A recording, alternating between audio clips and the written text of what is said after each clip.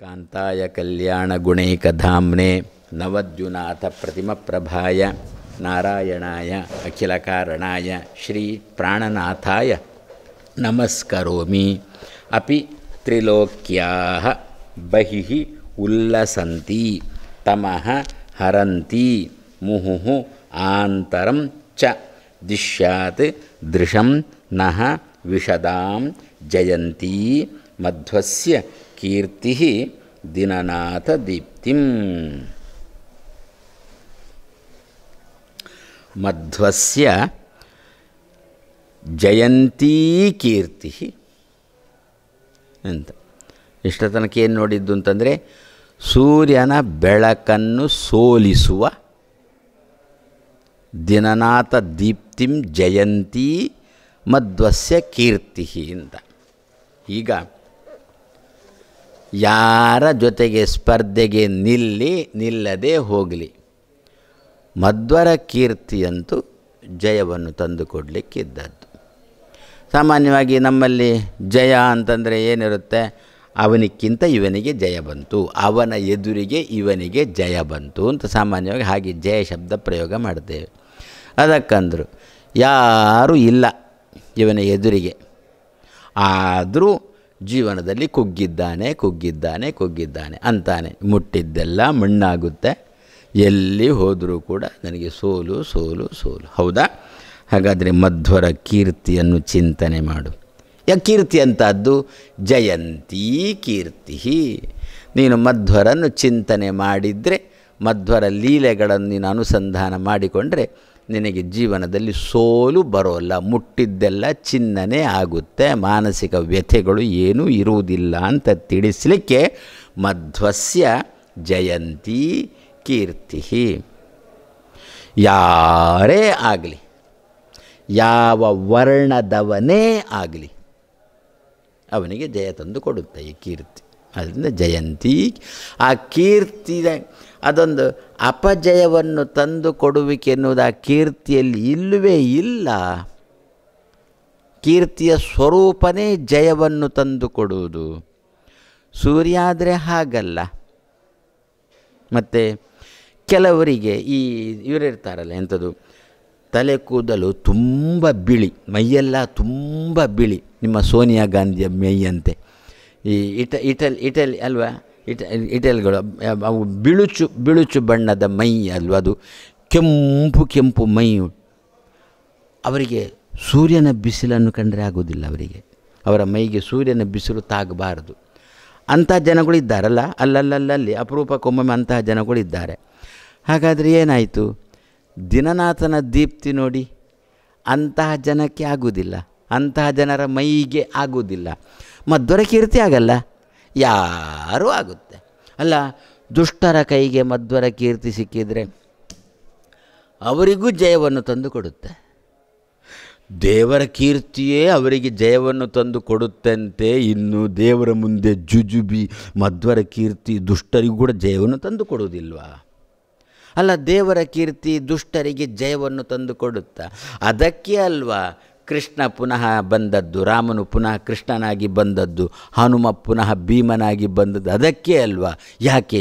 ರಾಮಾಯಣ ಕಾಲದಲ್ಲಿ ರಾಮಚಂದ್ರನ ಹನುಮನ ಕೈಯಿಂದ ಪೆಟ್ಟು ತಿಂದು ಅಬ್ಬಾ ಏನಪ್ಪ ಇವರ ತಾಕತ್ತು, ಆದ್ದರಿಂದ ಇನ್ನು ಮುಂದೆ ಹುಟ್ಟುವುದಾದರೆ ಇವರಿಗೆ ಅನುಕೂಲರಾಗಿ ಹುಟ್ಟಬೇಕು ಅಂತಲ್ವೋ ದೈತ್ಯರು ಪುನಃ ಭೂಮಿಯಲ್ಲಿ ಭಗವಂತನಿಗೆ ಅನುಕೂಲರಾಗಿ ಹುಟ್ಟಿ ಎಲ್ಲ ಶಾಸ್ತ್ರಾಧ್ಯಯನ, ಏಕಾದಶಿ ಉಪವಾಸ, ಅದು ಇದು ಮಧ್ವಾಂತರ್ಗತ ಭಾರತೀಯರೊಣ ಮುಖ್ಯ ಪ್ರಾಣಾಂತರ್ಗತ ಗೋಪಾಲಕೃಷ್ಣ ಪ್ರಿಯತಾ ಅಂತ ಹೇಳಿಕೊಂಡು ಇವತ್ತು ಉಪವಾಸ, ಆದ್ದರಿಂದ ದಶಮಿ ನಿನ್ನೆ ಹರಿವಾಸರ ಉಂಟು ಅಂತ ಹೇಳಿಕೊಂಡು ಆ ದಶಮಿ ಹರಿವಾಸರ ಸೇರಿಸಿ ದ್ವಾದಶ ಉಪವಾಸ ಮಾಡ್ತಾ ಇದ್ದದ್ದು ನೋಡಿ ದೇವತೆಗಳು ತತ್ತರಿಸಿದರು. ಎಲ್ಲ ಇವರಿಷ್ಟು ಮಾಡಿಬಿಟ್ರೆ ಇವರಿಗೆ ನಾಳೆ ಮೋಕ್ಷ ಕೊಡಬೇಕು.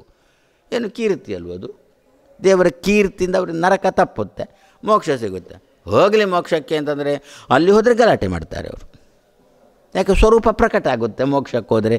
ಸ್ವರೂಪ ಪ್ರಕಟ ನಾವು ಹೇಳೋದುಂಟಲ್ಲ ನೋಡಿ, ಇಲ್ಲಿ ಅವನ ಬಣ್ಣ ಬಯಲಾಯಿತು ಅಂತ. ಮೊದಲೆಲ್ಲ ಬಾಲ ಮುಡ್ಚಿಕೊಂಡು ಕೂತಿದ್ದ, ಅವರು ಹೋದರು. ಯಾರು ಇರುವಾಗ ಬಾಲ ಮಡಚಿಕೊಂಡು ಕೂತಿದ್ನೋ ಅವರು ಹೋದರು. ಮೆಲ್ಲ ಬಾಲ ಬಿಚ್ಚಿದ, ನೋಡಿ ಅವನ ಬಣ್ಣ ನೋಡಿ, ಈಗ ಗೊತ್ತಾಯ್ತಾ ಅಂತೇವಲ್ಲ. ಅದೇ ರೀತಿ ಮೋಕ್ಷ ಅಂದ್ರೇನು? ಅವರವರ ಬಣ್ಣ ಬಯಲಾಗುವ ಜಾಗಕ್ಕೆ ಮೋಕ್ಷ ಅಂತ ಹೆಸರು ತಾನೆ. ಇವರು ಇಲ್ಲೀಗ ಚಿನ್ನದ ಲೇಪದಂತೆ ಹರಿಸರ್ವೋತ್ತಮ ವಾಯುಜೀವೋತ್ತಮ ಅಂತ ಮಾಡಿದ್ದಕ್ಕೆ ಮಧ್ವಸ್ಯ ಕೀರ್ತಿ, ಕೃಷ್ಣಸ್ಯ ಕೀರ್ತಿ, ಜಯಂತಿ ಕೀರ್ತಿ, ಅವರಿಗೆ ಅದೇ ರೀತಿಯಲ್ಲಿ ಎತ್ತರಕ್ಕೆ ಹೋಗಬೇಕು, ಮೋಕ್ಷಕ್ಕೂ ಹೋಗಬೇಕು. ಲಿಂಗದೇಹ ಇರುವಲ್ಲಿಯ ತನಕ ಕೊಂಡೋಗ್ಬೋದು ಅವರನ್ನು. ವಿರಜಾ ನದಿ ಸ್ನಾನ ಮಾಡಿ ಆಚೆ ಹೋದ್ರು ಅಂತಂದರೆ ಗಲಾಟೆ ಶುರು ಮಾಡ್ತಾರೆ. ಯಾಕೆ? ಲಿಂಗದೇಹ ಭಂಗ ಆಗುತ್ತೆ, ಸ್ವರೂಪ ಪ್ರಕಟ ಆಗುತ್ತೆ. ಆದ್ದರಿಂದ ಹಾಗಾದರೆ ಅವರು ಅಲ್ಲಿಯ ತನಕ ಆದರೂ ಕೂಡ ಹೋಗಲಿಕ್ಕೆ ಕಾರಣ ಯಾವುದು? ಕೃಷ್ಣಸ್ಯ ಕೀರ್ತಿ. ನೋಡೋಣ, ಸೂರ್ಯನ ಬೆಳಕು ಹಾಗೆ ಮಾಡಲಿ. ಪಕ್ಷಿಗಳಲ್ಲಿ ತಗೊಳ್ತೀರಾ, ನಿಮ್ಮ ಗೂಗೆ ಇದು ಗೂಬೆಗೆ ಸೂರ್ಯನ ದಿವಾಭೀತ ಅಂತ ಅದಕ್ಕೆ ಹೆಸರು. ಹಗಲು ಅಂದರೆ ಅದಕ್ಕಾಗೋದಿಲ್ಲ ಅಂತೆ, ಆಯಿತಾ? ಮನುಷ್ಯರಲ್ಲಿ ತಗೊಳ್ಳಿ, ಒಂದು ಆ ಬಿಳಿ ಚರ್ಮದವರಿಗೆ ಸೂರ್ಯನ ಬೆಳಕಾಗೋಲ್ಲ. ಎರಡನೇದ್ದು ಸೋಮವಾರ ಹುಟ್ಟಿದವರಿಗೆ, ಸೋಮ್ಯಾರಿಗಳು ಅಂತ ಅರ್ಥ. ಅದಕ್ಕೆ ಅವರಿಗೆ ಸೋಮವಾರ ಹುಟ್ಟಿದವರು ಅಂತ ಹೆಸರು. ಸೋಂಬೇರಿ ಅಂತಂತೇವೆ ನಾವು, ಸೋಮಾರಿಗಳು ಅಂತೇವೆ. ರಾತ್ರಿ ಮಲಗಿದ, ಬೆಳಿಗ್ಗೆ ಸೂರ್ಯೋದಯದಾಗ ಅವನಿಗೆ ಖುಷಿಯಾಗುತ್ತಾ? ಇಲ್ಲ. ಈ ವಿಷಯದಲ್ಲಿ ದಾಸರದ್ದೊಂದು ಎಂಥದ್ದು, ಕಳ್ಳಂಗೆ ಹೌದು ಕಳ್ಳನಿಗೆ ಯಾರಿಗೋ ಚಂದ್ರೋದಯವು ಕಳ್ಳನಿಗೆ ಸೂರ್ಯೋದಯವು ಸೊಗಸುವುದೇ. ಸೂರ್ಯೋದಯ ಆಯಿತು ಅಂತಂದರೆ ಕಳ್ಳನಿಗೆ ಅನುಕೂಲ ಆಗುತ್ತೆ ಅದು. ಆದರೆ ಕಳ್ಳನಿಗೆ ಇದು ಒಬ್ಬ ಕಳ್ಳ ಮಧ್ವಾಚಾರ್ಯರ ಪುಸ್ತಕ ಹಿಡ್ಕೊಂಡು ಮಧ್ವಜಯ ಶುರು ಮಾಡಿದ ಅಂತಂದು ಬಿಟ್ಟರೆ ಅವನಿಗೆ ಕಳ್ಳತನಕ್ಕೆ ದೊಡ್ಡ ದೊಡ್ಡ ವಸ್ತುಗಳು ಸಿಗ್ಬೋದು. ಮಧ್ವಸ್ಯ ಕೀರ್ತಿ ಅವರಿಗೆ ಅನುಕೂಲವಾಗಿ ಮಾಡಿಕೊಡುತ್ತೆ ಕೀರ್ತಿ. ಹಾಗಾದರೆ ಇಷ್ಟೇ ನಾವು ತೆಗೊಳ್ಳಿಕ್ಕಿದ್ದದ್ದು. ಸೂರ್ಯನ ಕಿರಣ ಎನ್ನುವುದು ಎಲ್ಲರಿಗೂ ಜಯವನ್ನು ಕೊಡೋಲ್ಲ. ಮಧ್ವರ ಕೀರ್ತಿ ಎಲ್ಲರಿಗೂ. ಮಧ್ವರ ಕೀರ್ತಿಯ ಸ್ವಭಾವ ಏನು? ಯಾರು ಕೀರ್ತಿಯನ್ನು ಹೊಗಳ್ತಾರೆ ಮಧ್ವರದ್ದು, ಅವರಿಗೆ ಒಳ್ಳೆಯದು ಮಾಡುವುದು ಮಧ್ವರ ಕೀರ್ತಿಯ ಸ್ವಭಾವ. ಹಾಗಾದರೆ ಮಧ್ವರದ್ದು ಜಯಂತಿ ಕೀರ್ತಿ ದಿನನಾಥ ದೀಪ್ತಿಂ ಜಯಂತಿ ನಹ ದೃಶಂ ದೃಶ್ಯಾತ್ ವಿಶದಾಂ ದೃಶಂ. ನನಗೆ ಒಳ್ಳೆಯ ದೃಷ್ಟಿಯನ್ನು, ಒಳ್ಳೆಯ ಕಣ್ಣನ್ನು, ಸ್ಪಷ್ಟವಾದ ದೃಷ್ಟಿಯನ್ನು ನನಗೆ ಕೊಡಲಿ. ಅಂದರೆ ಎಷ್ಟೋ ಸಂದರ್ಭದಲ್ಲಿ ಸೂರ್ಯ ಉದಯ ಆದರೂ ಕೂಡ ನಮಗೆ ಕೆಲವನ್ನು ವಿಭಾಗ ಮಾಡಲಿಕ್ಕೆ ಕಷ್ಟ. ಇದು ಒಳ್ಳೆಯದು, ಇದು ಕೆಟ್ಟದ್ದು ಅಂತ ವಸ್ತುಗಳನ್ನು ವಿಭಾಗ ಮಾಡಲಿಕ್ಕೆ ರಾತ್ರಿ ಅಂತ ಆಗೋದೇ ಇಲ್ಲ ತಾನೆ. ಹಗಲಿಗೂ ಕೂಡ ನಮಗೆ ಎಷ್ಟೋ ಸಂದರ್ಭದಲ್ಲಿ ವಸ್ತುಗಳನ್ನು ವಿಭಾಗ ಮಾಡಲಿಕ್ಕೆ ನಮಗೆ ಕಷ್ಟ ಆಗುತ್ತೆ. ಏನೋ ಒಳ್ಳೆಯದು ಅಂತ ಹಿಡ್ಕೊಂಡು ಮನೆಗೆ ಬಂದಿರ್ತೀವಿ, ನೀರಿಗೆ ಹಾಕಿದ ಮೇಲೇ ಗೊತ್ತು. ಇರ್ತವೆ ಅಂಥವುಗಳು ಇರ್ತವೆ. ಏನೋ ನಮಗೊಂದು ಕಣ್ಣಿಗೆ ಬೂದಿ ಎರಚುವಂತೆ ಮಾಡಿ ಈ ಆಭರಣಗಳನ್ನೆಲ್ಲ ಹಿಡ್ಕೊಂಡು ಬಂದು ಮಾರಾಟ ಮಾಡಿಕೊಂಡು ಬರ್ತಾರೆ, ನಮ್ಮ ಮನೆಗೆ ಬರ್ತಾರೆ. ನಡು ಹಗಲಿಗೇನೆ ಹೀಗೆ ಬಿಸಿಲಲ್ಲೇ ಹಾಕಿ ಅವರು ತೋರಿಸ್ತಾರೆ. ನಮಗೆ ಅದು ಒಳ್ಳೆಯದುಂಟು ಅಂತ ತಗೊಳ್ತೇವೆ. 4 ದಿವಸಕ್ಕೆ ಗೊತ್ತಾಗುತ್ತೆ ಅದು ಗಿಲೀಟ್ ಅಂತ ಹೇಳಿ. ಹಾಗಾದರೆ ಸೂರ್ಯನ ಬೆಳಕು ವಿಭಾಗ ಮಾಡಲಿಕ್ಕೆ ಅಸಮರ್ಥ. ಇದು ಒಳ್ಳೆಯದುಂಟು, ಇದು ಕೆಟ್ಟದ್ದು, ಇದು ಸರಿ ಉಂಟು, ಇದು ಸರಿ ಇಲ್ಲ ಅಂತ ವಿಭಾಗ ಮಾಡಲಿಕ್ಕೆ ಸೂರ್ಯನ ಬೆಳಕು ಅಸಮರ್ಥ. ಆದರೆ ಮಧ್ವಾಚಾರ್ಯರ ಕೀರ್ತಿ ಹತ್ರ ಅದಕ್ಕೆ ತಾಕತ್ತುಂಟು. ನಾವು ಮಾತ್ರ ಬೇಡಿಕೊಳ್ಳಬೇಕು ಮಧ್ವರ ಕೀರ್ತಿ ಹತ್ರ ಅಷ್ಟೇ. ಅದನ್ನೇ ಪಂಡಿತಾಚಾರ್ಯರು ಬೇಡ್ತಾ ಇದ್ದಾರೆ. ಮಧ್ವಸ್ಯ ಕೀರ್ತಿ ವಿಶದಾಂ ದೃಶಂ ದದ್ಯಾತ್, ನನಗೆ ದಿಶ್ಯಾತ್ ಕೊಡಲಿ. ಅಂದರೆ ಏನರ್ಥ? ವಿಭಾಗ ಮಾಡುವ ತಾಕತ್ತನ್ನು ಕೊಡಲಿ. ಯಾರೊಬ್ಬ ಪಾಠ ಕೇಳಲಿಕ್ಕೆ ನನಗೆ ಪಾಠ ಹೇಳಿ ಅಂತ ಕೇಳಿಕೊಂಡು ಬರ್ತಾನೆ, ಅವನು ಯೋಗ್ಯನೋ, ಅವನಿಗೆ ತಾಕತ್ತುಂಟೋ, ಅರ್ಥೈಸಿಕೊಳ್ಳತಕ್ಕಂಥ ತಾಕತ್ತುಂಟೋ ನಮಗೆ ಈ ಸೂರ್ಯನ ಕಿರಣ ನೋಡಿದಾಗ ಗೊತ್ತಾಗೋಲ್ಲ ಅಲ್ವೋ? ಅದಕ್ಕೆ ನಾವು ಮಧ್ವವಿಜಯವನ್ನು, ಮಧ್ವರ ಕೀರ್ತಿಯನ್ನು ಪ್ರತಿನಿತ್ಯ ಅನುಸಂಧಾನ ಮಾಡ್ತಾ ಇದ್ದರೆ ನಮಗೆ ಅವನ ಮುಖ ನೋಡಿದಾಗಲೇ ಗೊತ್ತಾಗುತ್ತೆ ಇವನಿಗೆ ಜೀರ್ಣಿಸಿಕೊಳ್ಳುವ ತಾಕತ್ತುಂಟು, ಇವನು ಪಾಠ ಕೇಳಲಿಕ್ಕೆ ಯೋಗ್ಯನಾದ ವ್ಯಕ್ತಿ. ಒಂದು ಆ ಬಗ್ಗೆ ಒಬ್ಬ ಸ್ವಾಮಿಗಳದ್ದು ಅಥವಾ ಯಾರ್ದೋ ಇಬ್ಬರದ್ದು ವಿದ್ವಾಂಸರದ್ದು ಘಟನೆ ನಡೆದಿದೆ ಅಂತೆ. ಮಾಯಾವಾದದಲ್ಲಿ ಏನೆಲ್ಲ ವಿಚಾರಗಳು ಉಂಟು ಅಂತ ಅವರ ವಾಕ್ಯಾರ್ಥ ಸರಣಿ ಅವರು ದೇವರ ಬಗ್ಗೆ ತಿಳಿಸಿಕೊಡು. ಯಾಕೆಂದರೆ ತುಂಬ ಪ್ರಶ್ನೆಗಳು ಬರ್ತದೆ. ದೊಡ್ಡ ವಿದ್ವಾಂಸರು ಇರ್ತಾರೆ ಅದ್ವೈತಗಳಲ್ಲಿ. ಅವರು ದೇವರ ಬಗ್ಗೆ ಹೇಗೆ ತಮ್ಮ ಶಿಷ್ಯರಿಗೆ ಪಾಠ ಮಾಡ್ತಾರೆ? ನಾವು ಮಾಧ್ವರು ಹೋಗಿ ಕೂತ್ರೆ ಮಾಡೋಲ್ಲ. ಅವರದ್ದೇ ಗುಂಪಾದರೆ ಅವರು ಪೂರಾ ಸ್ಪಷ್ಟವಾದ ಚಿತ್ರಣ ಕೊಡ್ತಾರೆ. ಹೀಗೀಗೆ ಹೀಗೀಗೆ ಹೀಗೀಗೆ ದೇವರ ಬಗ್ಗೆ ಸ್ಪಷ್ಟ ಚಿತ್ರಣ ಕೊಡ್ತಾರೆ. ಒಬ್ಬರು ಯಾರೋ ಒಬ್ಬ ವಿದ್ವಾಂಸರು ತಾವು ಕೂಡ ಸ್ವಲ್ಪ ಅಂದರೆ ಎಳೆಯ ವಿದ್ವಾಂಸ, ಅವರಿಗೆ ಬಹಳ ಉತ್ಸಾಹ, ಮಧ್ವ ಸಿದ್ಧಾಂತದ ಮಹತ್ವ ಪಡೀಬೇಕು, ಬೇರೆ ಸಿದ್ಧಾಂತ ಏನು ಇಲ್ಲ ಅಂತ ಬೇರೆ ಸಿದ್ಧಾಂತ ಏನು ಇಲ್ಲ ಅಂತ ಆಗಬೇಕಾದ್ರೆ ಆ ಸಿದ್ಧಾಂತಕ್ಕೆ ಇಳೀಬೇಕು, ಆ ಸಿದ್ಧಾಂತದವರ ಹತ್ರ ಪಾಠ ಕೇಳಬೇಕು. ಮಾಧ್ವನಾಗಿ ಹೋಗಿ ಪಾಠ ಕೇಳ್ತೀನಿ ನಾವು ಹೇಳೋಲ್ಲ. ಅದಕ್ಕೆ ಇವರು ಕೂಡ ಅಡ್ಡನಾಮ ಹಾಕ್ಕೊಂಡು ಹೋದರಂತೆ. ಅಲ್ಲೇ ಶಿಷ್ಯವೃತ್ತಿಯನ್ನು ಸ್ವೀಕಾರ ಮಾಡಿದ್ದರಂತೆ. 10-12 ವರ್ಷ ಅವನ ಬಳಿಯಲ್ಲಿ, ಆ ವಿದ್ವಾಂಸನ ಬಳಿಯಲ್ಲಿ ಇದ್ದರಂತೆ.